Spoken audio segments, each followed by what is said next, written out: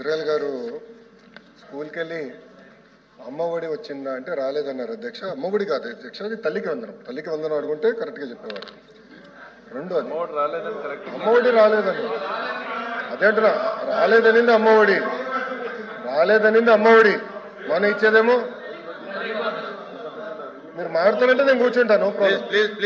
మీరు మాట్లాడదలుచుకుంటే ఒక్క నిమిషం సార్, చేతితో మాట్లాడండి సార్. వాళ్ళకి ఎందుకు సంబంధం? వాళ్ళు మాట్లాడదలుచుకుంటే సార్ చేతితో చెప్పండి సార్. మీతోనే మాట్లాడుతున్నాను సార్, నేను చైర్ని ఉద్దేశించి మాట్లాడుతున్నాను సార్. మాకు ఏ రూల్ పెట్టారో అటు కూడా అదే రూల్ పెడితే బాగుంటుంది సార్. వాళ్ళు నన్ను ఉద్దేశించి మాట్లాడినప్పుడు మీరు కూడా అదే రూల్ పెట్టండి సార్ వాళ్ళకి. దయచేసి సార్ ఎవరి గురించి మాట్లాడినా వాళ్ళు సైడ్ కమెంట్లు పాస్ చేసినప్పుడు నన్ను పూర్తి చేయనిచ్చినప్పుడు నేను మాట్లాడక్కు నాకు ఉంది కదా అధ్యక్ష. గౌరవ సభ్యులు ఏమన్నారు, పాఠశాలలకు వెళ్ళాను, అక్కడ అమ్మ ఒడి ఎంతమందికి వస్తుందని అడిగారంట. ఆ ప్రోగ్రామే లేదు ఇప్పుడు. తల్లికి వందనం ఆబ్వియస్లీ అక్కడ రాలేదని అంటారు. ముందుగా తెలుసుకోమని చెప్పమని నేను కోరుతున్నా. నంబర్ 1. నంబర్ 2, ఈరోజు ఇద్దరు మాట్లాడారు అధ్యక్ష.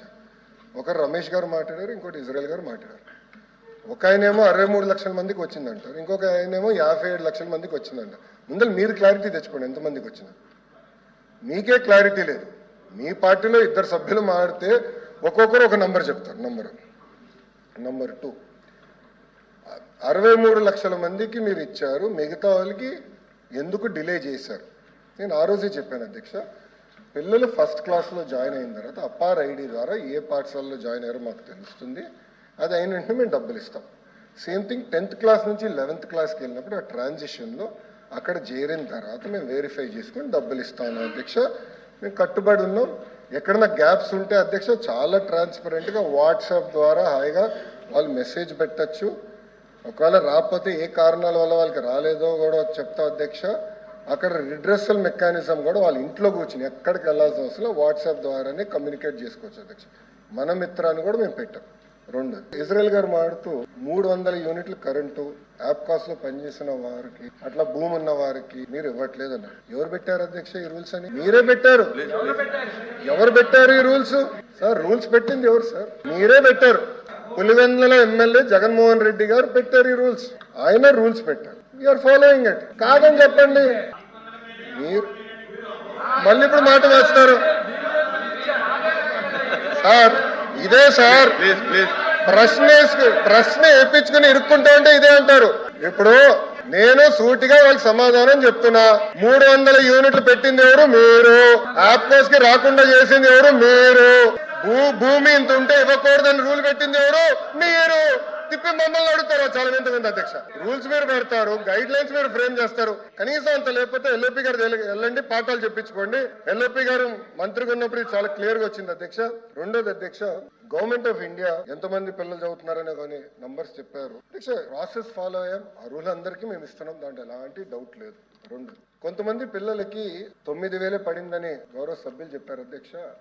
అక్కడ ఏంటంటే అధ్యక్ష, మన ఎస్సీ విద్యార్థులు కేంద్ర ప్రభుత్వం కూడా డబ్బులు ఇస్తుంది అధ్యక్ష. ఆ 2 జోడించి ఆ డబ్బులు వేస్తాం అధ్యక్ష. సో మన వాటా అంటే ఆంధ్ర రాష్ట్ర వాటా మేము వేసాం అధ్యక్ష. కేంద్ర ప్రభుత్వం ఇచ్చే నిధులు కేంద్ర ప్రభుత్వం ఇస్తుంది అధ్యక్ష. దానివల్ల కొంచెం టైం డిఫరెన్స్ అనేది ఉంది అధ్యక్ష. ఇది వాస్తవం. About 30 to 45 days time difference ఉంది అధ్యక్ష. అంతేగాని పిల్లలకి మేము డబ్బులు వేసేది ఎలాంటి సందేహం లేదు. అర్హులందరికీ డబ్బులు ఇస్తామని ఈ సభాముఖంగా నేను తెలుపుతున్నా అధ్యక్ష. అదేవిధంగా అధ్యక్ష, రమేష్ గారు మాట్లాడుతూ నెలకి 15,000 రూపాయలు వాళ్ళు ఇచ్చారంటున్నారు అధ్యక్ష.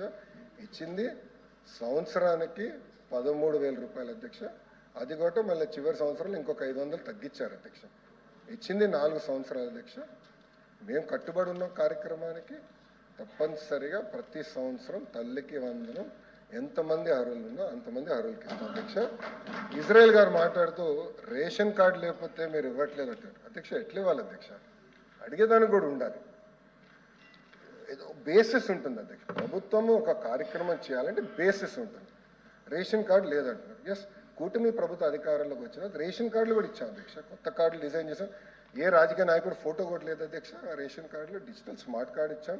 నీట్గా గవర్నమెంట్ ఆఫ్ ఆంధ్రప్రదేశ్ లోగో పెట్టి కార్డు ఇస్తున్నాం. కార్డు వచ్చిన తర్వాత అర్హులు ఎవరు ఉంటే మిస్ అయి ఉంటే తప్పనిసరిగా ఈ తల్లికి వందనం వర్తించే బాధ్యత మేము తీసుకుంటాం అధ్యక్ష.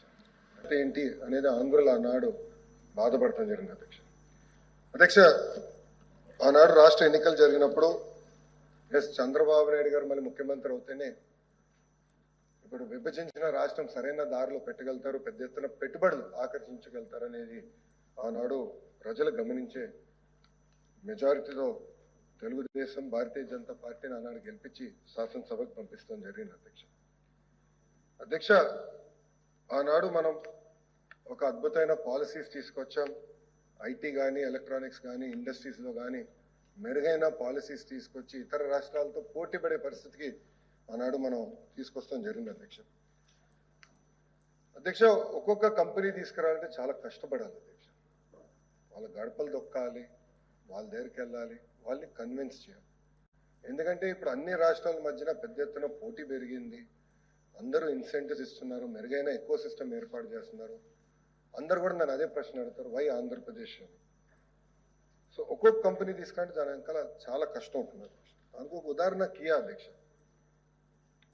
మన పంటలు కూడా పండని భూముల్లో ఏకంగా కారులు తయారు చేసే కియా మోటార్స్ తీసుకొచ్చాం అధ్యక్ష. అదే ఎవరు పోటీ పడ్డారు అధ్యక్ష? మాతో ఆనాడు తమిళనాడు రాష్ట్రం అంతా పోటీ పడిన వాళ్ళని కాదు అని కియా మోటార్స్ వచ్చి అనంతపూర్లో పెద్ద ఎత్తున పెట్టుబడులు పెడతాం కూడా జరిగింది అధ్యక్ష.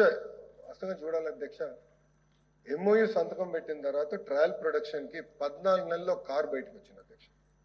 అంటే నీరు ఇచ్చాం, కరెంట్ ఇచ్చాం, భూమి ఇచ్చాం, భూమి లెవెల్ చేసి వాళ్ళు కావాల్సిన విధంగా ఆనాడు అందజేసాం కనుకనే పెద్ద ఎత్తున వీళ్ళు పెట్టుబడులు వచ్చినాయి అధ్యక్ష. ఈరోజు అనంతపూర్లో Kia factory contributes to 9% of Kia global production అధ్యక్ష.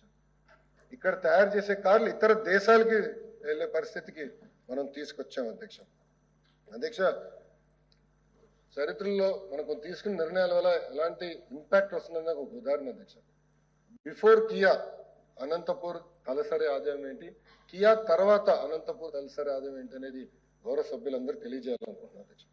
కియా రాకుండా ముందర అనంతపూర్ తలసరి ఆదాయం సుమారుగా 70,000 రూపాయలు ఉంటాయి అధ్యక్ష. ఒక కియా ఫ్యాక్టరీ వల్ల అది సుమారుగా 2,30,000 రూపాయలకి పెరిగింది అధ్యక్ష. అంటే ఒక్క ఫ్యాక్టరీ ఆ జిల్లాని ఎట్లా మొత్తం ఆ ప్రాంతాన్ని రూపురేఖలు ఎలా మార్చిందనేది ఇది ఒక ఉదాహరణ అధ్యక్ష. నేను యువగలం పాదయాత్రలో మా సభ్యులందరూ కూడా కియా ముందర ఒక సెల్ఫీ దిగాలి, ఎందుకంటే మనం కష్టపడి తీసుకొచ్చామని అన్నాడు చెప్పారు. బహుశా అనంతపూర్ నుంచి వచ్చిన సభ్యులు తెలుసు, అక్కడికి వెళ్ళాలంటే హైవే నుంచే వెళ్ళాలి, గ్రామాలు పెద్ద ఉండవు, కానీ కియా యాన్సిలరీ యూనిట్స్ ఉంటాయి అధ్యక్ష. ఆ రోజు నేను నడిచినప్పుడు దీపా అని ఒక చెల్లమ్మ వచ్చి నాతో మాట్లాడింది అధ్యక్ష. అన్న అమ్మ ఇంకో 15 కిలోమీటర్లు నడవాలి, కలిసికట్టుగా నడుద్దాం, ఇక్కడ ఆగిన మాట్లాడలేను అంటే నాతో నడిచింది అధ్యక్ష. సుమారుగా 2-3 కిలోమీటర్లు చెల్లమ్మ నాతో నడిచింది. అప్పుడు ఆమె ఆనందం చెప్తుంది అధ్యక్ష. ఒక కియా యాన్సిలరీలో పనిచేసి నెలకి 40,000 రూపాయలు సంపాదిస్తుంది అధ్యక్ష, 40,000 రూపీస్. నేను ఆమెను అడిగా, చెల్లి దీని ముందర ఏం చేశానంటే ఇల్లు చూసుకునేవాడిని అన్నా అని. ఇప్పుడు ఎలా ఉంది పరిస్థితి అంటే ఇల్లు మొత్తం నేనే నడిపిస్తున్నా అన్నా అని చెప్పే పరిస్థితి అధ్యక్ష. అంటే ఒక కియా ఫ్యాక్టరీ వల్ల ఎన్ని వేల కుటుంబాల్లో మార్పు వస్తున్న దానికి ఇదొక ఉదాహరణ అధ్యక్ష. ఇంకోటి అధ్యక్ష, టీసీఎల్ అధ్యక్ష. టీసీఎల్ అనేది ప్రపంచంలోనే అతిపెద్ద టీవీ ప్యానల్ మ్యానుఫ్యాక్చరింగ్ సంస్థ అధ్యక్ష.